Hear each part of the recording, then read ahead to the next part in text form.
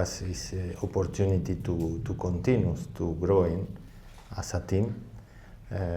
We starting to change a little bit things, try to improve on all levels in the TFF. And for us, the most important is to perform inside the pitch. As you know, we try to keep the same structure when we play in African Cup of Nations in Morocco, and obviously we're starting to bring some new players to try to test them, to improve and see what can happen.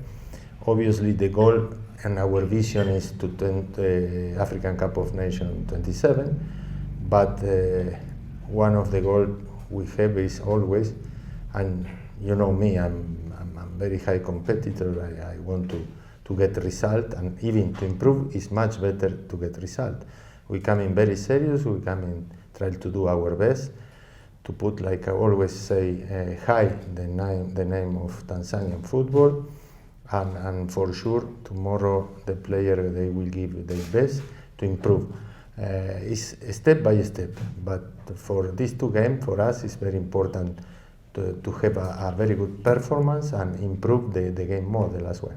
Yes, jambo kubwa kwetu kama wachezaji, hii ni fursa ya kupata testi mpya tofauti na ile ambayo tumezoea, kwa sababu ni timu ambazo kwenye maisha yetu ya kawaida huko nyuma ilikuwa sio rahisi kama timu kama Tanzania tungeweza kufikiria kama tungeweza kuwa na hizo game dhidi yao za hizo timu za Ulaya. Lakini kwa hiki ambacho FIFA kinafanya, nadhani kwa ajili ya sisi ambao tuko huko ambao tulikuwa hatuwezi kufikiria tungeweza kupata opportunity kama hizo, nadhani kwetu inaendelea kutujenga na kutupa nguvu zaidi na kutufanya kwamba kile ambacho tunakiona kwa wenzetu kupitia television, namna ambavyo tunakuwa tunafanya analysis kwa kuwaona namna gani wanacheza na vipi wanakuepo uwanjani, lakini kwa hivi karibuni tumekuwa sasa tunapata huo uzoefu physically ambapo tunacheza naye. Na hata kama ulivyosema mara ya mwisho ambao tulikuwa tumeshiriki kule Azerbaijan, tuliona namna gani ambavyo wenzetu walivyo, lakini na sisi pia namna ambavyo tulifanya.